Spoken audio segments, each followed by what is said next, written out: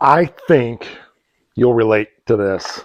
I was working on the suspension for stitches and dropped one of the upper control arm bushing washer spacer dealy things under the bench. 20 minutes later, I've drug everything out of there, finally found it, and I thought, I could throw all that stuff back under the bench, but let's not. Let's leave it. It was a few days ago. And let's circle back around to take another bite out of shop organization. So that's what we're going to talk about today, but this is not a Talk About It Tuesday. This is another one in our shop organization series, hopefully something you can relate to and apply directly to your own workspace. Don't go away. I'm Mike, and you're watching My Car Shop. Workbenches not only seem to be someplace that gather crap on their flat surfaces, and I'm going to deal with that today, but they also seem to be something where things fall behind and they get shoved under, out of sight, out of mind. I'm sure it's not you, I'm convinced of that, but I'm sure you know somebody that's like that. So we're going to go back and apply some of our organizational principles from the very beginning of this, which is, first of all, deal with the trash. And I know that would be hard to imagine, but there is actually some trash in there because stuff falls off the bench and falls behind the bench. And so let me get that done. Step one, deal with the trash. That won't take long. I'm not going to share that with you, but I want to make that step clear before we go to the next step. Literally a minute, got a fistful of paper towels and corn shucks and papers and stuff. Very simple, but I already see a difference. So let me throw this in the trash and then we'll come back with the next thing. So the next thing, as we always say, is whose home is it? Who lives there? What belongs there? And everything else that doesn't belong there shouldn't go there. So really the only thing that has a home in that location is supposed to be the jack stands. Well, there's a set of trays also that go on the shelf, but otherwise, all the rest of this stuff down here is stuff that either fell down there or got kicked under there that I didn't realize or whatever. So we have 4 jack stands for 1, 2, 3, 4, 5. There should be 6 jack stands, but one's around somewhere else, and that's okay. But we're going to get the jack stands put in place and then come back and see what things look like. Again, dealing with simple stuff. All of those things are back in their home. I did find the other jack stand. It was around there. So the bread pans and 6 jack stands are now under where they belong. The other jack stands are under the duster. I think that's all of them. I think I have 8 jack stands total. No, I have more than that. I have 6 big ones and 4 little ones. So yeah, maybe there's 4 under the duster. Hey, it doesn't matter. So now we've got other stuff. So first of all, these were under there. These are a set of casters. I have 4 of them that just got stuck under there years ago. I dragged them out when I was going to be doing that 53 Chevy pickup project that I talked about, because I was going to be making another body cart like is underneath the 39. Since that project went, I'm not putting these back under there. I'm going to take them in the back room and put them on a shelf, make a new home for them there where I can easily access them when I want them. There's 4 of these. I'm not exactly sure where I want them, but a good place for them right now is just going to be right there by that. What is that motor? It's an old truck 318. So we'll just put them there for now. At least they're up on the shelf out of the way, and as I get more organization in the north warehouse, the south warehouse, and on these shelves, we'll maybe find a better home. But that's a good holding place for now. What's the next thing that's going to make the maximum visual change and be the simplest thing? Because we're dealing with simple stuff. Let's just put the toolbox back where it belongs. Now that I have the bread pans and the jack stand out of there, the toolbox can go right back in its hole where it belongs to be, kind of in here like so. Yeah, it's going to take me a hot minute to get it in there, but we'll get there. There we go. That's what I want.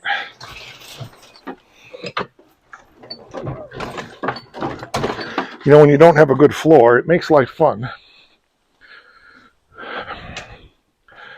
There we go. There we go. I don't know what the heck I'm up against, but it's something. I know it's the floor. Okay, there we go. That's close enough for now. More simple stuff to deal with. Tools. Let's deal with tools next, because as I'm making an evaluation here, I'm seeing that dealing with tools is going to take care of about 80% of what's still here. So again, we're not doing anything complicated. We're just focused on simple stuff, and we're breaking it down into those little bite-sized pieces that make it manageable. We're ignoring the stuff that doesn't apply to what we're doing right in this moment. One of the biggest problems I know that I've always had, and I know a lot of people have, is they look at a mess and they get completely overwhelmed and they don't even know where to start. So I try to focus very much on, okay, I'm doing this one thing right now. I'm taking this bite. So this bite is going to be tools, and apparently cats.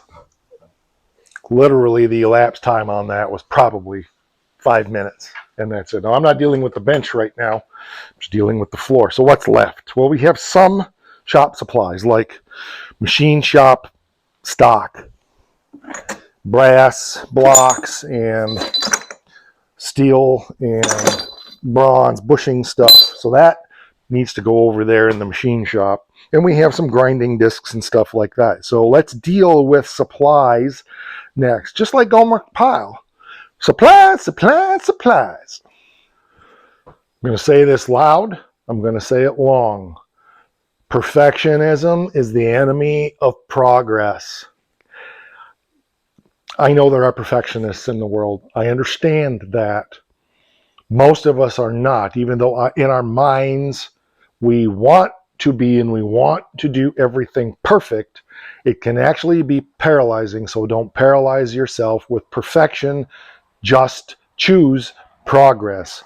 Little bites are progress. The trash, the simple stuff. That's all we did was trash and simple stuff, and we broke it down into things like tools and equipment and supplies and stuff like that. So as a bonus, you didn't know you needed this, but I have got to deal with this blankety blanking blabbity blabbity blabbity blabbity crap hole of a workbench. It drives me nuts. I clean it off, and the next thing I know, it's full again. I know that you have the same problem. You tell me that all the time. Flat surfaces, it's like I clean it off, I go in the house, and 2 days later I come out and it's full. Breaking it down into the simple stuff. I already dealt with the trash. That's gone. So I'm going to put stuff back in the body shop where it goes. I'm going to put the tools away, and we'll see what we've got left, because that's part of the problem. There are things that have been on that bench I just don't have a home for. And then once there's some stuff, it's easy to just add more stuff. So let me deal with some stuff, and I'll be right back to get down to the hard stuff on the bench.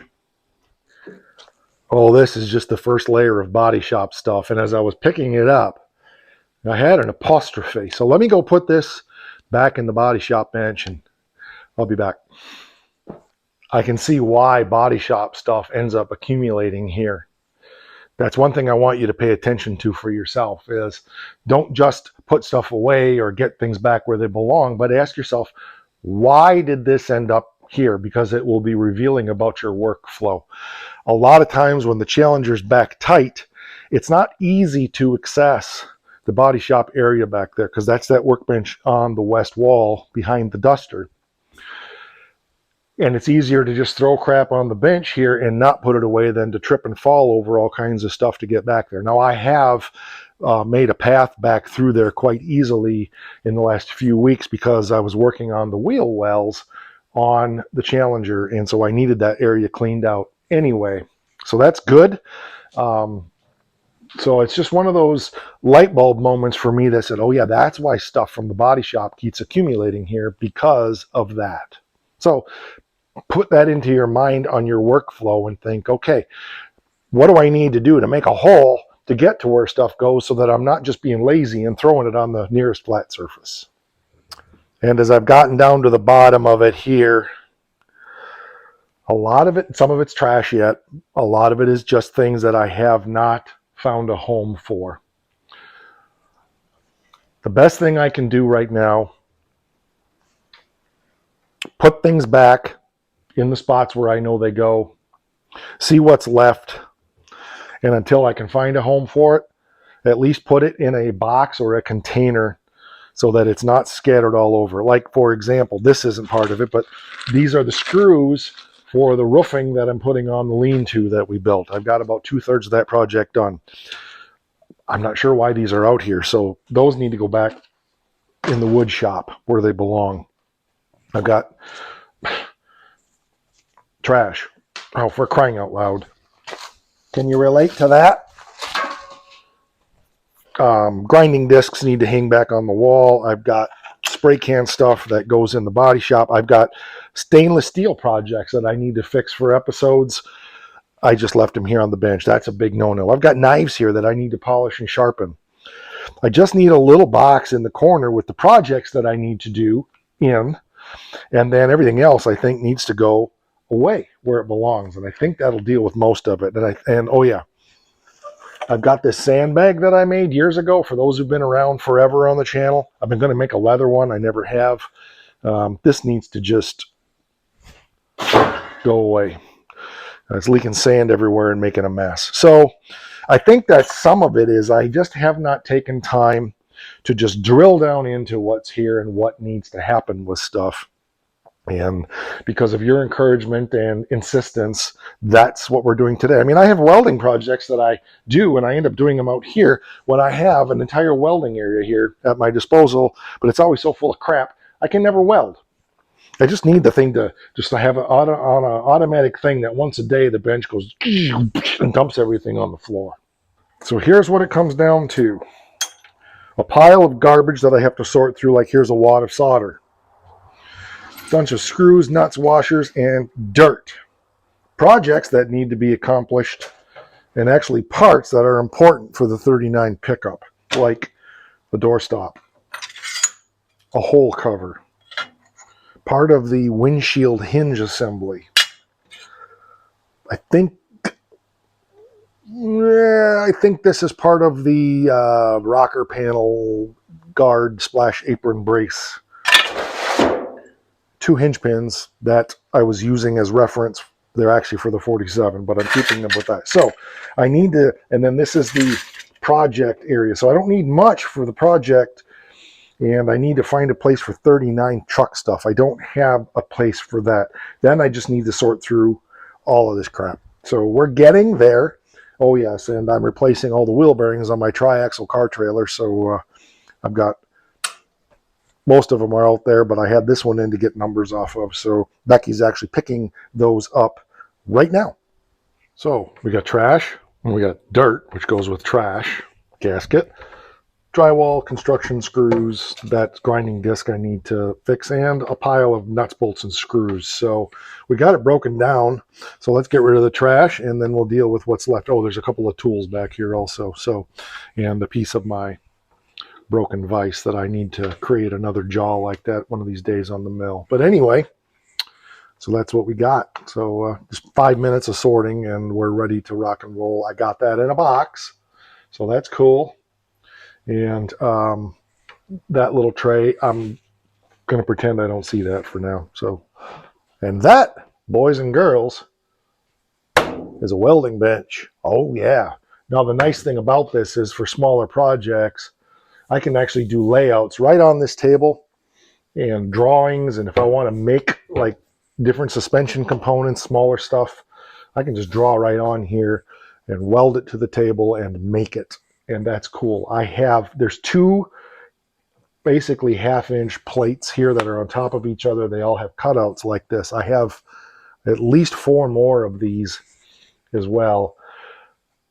What I'd like to do ultimately is have a big, every one of these things laid out in the back room and have a very large chassis setup welding table, but that ain't happening for a while. So anyway, I want to encourage you with this shop organization stuff.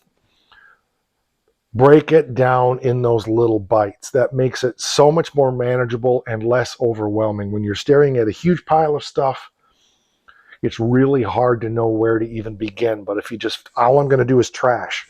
Don't get distracted by all this other stuff. Just go through and pick up the trash. Once that's done, okay, I'm going to put away maybe just the air tools or the power tools or the hand tools. It doesn't even have to be all the tools at once. I tend to be macro, so I just start putting tools away, and I have macro bins for up above is the electric stuff, down below is the pneumatic stuff, hand tools here and back there, stuff like that. But and then just keep pushing forward into supplies if that's what you happen to have, like I did, or whatever makes sense. Okay, what is a type? What is a grouping of stuff here that I can deal with? The more you break things down into those bites, the more manageable it is for you, the more likely you are to not just keep putting it off and to do something about it. And I want to be clear, you don't have to see it through to completion. If all you get done is the trash and that's all you're going to do for the day, so that's fine. It doesn't have to be perfect. It's about taking a step forward. If you get the trash and some of the tools done, that's great. It's better than it was. If you get the trash and all of the tools done and you got all the supplies and miscellaneous crap like I had here and you don't get to that, that's fine too. It's not failure. So be easy on yourself. Recognize that all that matters is you're taking one step forward, reaching your goals. All right, that's going to do it for this one. I appreciate you being here. I'm really excited about this bench. My project box is over there, and I'm going to find a better home for that. I really wanted there to be nothing here except for that little thing, which does have a bunch of welding stuff in it, fixturing stuff. There's other crap in there I need to sort out, but that ain't for today. Like, share, subscribe. Channel memberships for as little as $5 a month. You get early access to select videos. You get behind the scenes content. You get members only videos. You get members only posts. And there's YouTube crap you get also. I appreciate those of you that are members of the channel. I can't tell you the difference it makes every month for that little bit of cash that comes from those memberships. It really, really impacts me in a very personal and powerful way. We have merchandise down there. Check that out. There's a link to Etsy, to the Schultz Sign Company. You can search MKS within the Schultz Sign Company search, not the Etsy search, and you can find all of our merchandise. And longtime channel members will know this is important. And if you don't listen to anything else I say, I want you to listen to this. Don't forget this. It can change your life. Rah!